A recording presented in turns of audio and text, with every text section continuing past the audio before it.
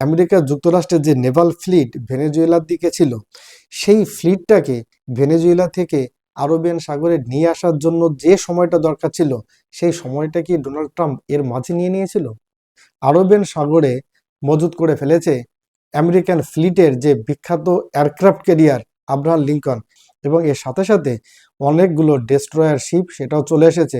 Gulf of ওমানে 2টো destroyer sheep রাখা আছে, এবং পার্সিয়ান গালফেও কিন্তু ডেস্ট্রয়ার শিপ মজুত করে রাখা আছে। এর সাথে সাথে রেড সিতেও ডেস্ট্রয়ার শিপ রাখা আছে, এবং সবথেকে আক্রমণকারী যে জেট প্লেন 12টি এরকম জর্ডানে রাখা হয়েছে। এরই মাঝে একটি ডেভেলপমেন্ট হয়, যখন এই আব্রাহাম লিঙ্কন আরবিয়ান সাগরে চলে আসে, সেটাকে নজরদারি করবার জন্য ইরান ড্রোন পাঠিয়েছিল, আর সেই ড্রোনকে কিন্তু আমেরিকা ডিস্ট্রয় করে দিয়েছে। ইরানের উপর আক্রমণের জন্য সমস্ত রকমের ব্যবস্থা ইতিমধ্যে ট্রাম্প করে ফেলেছেন।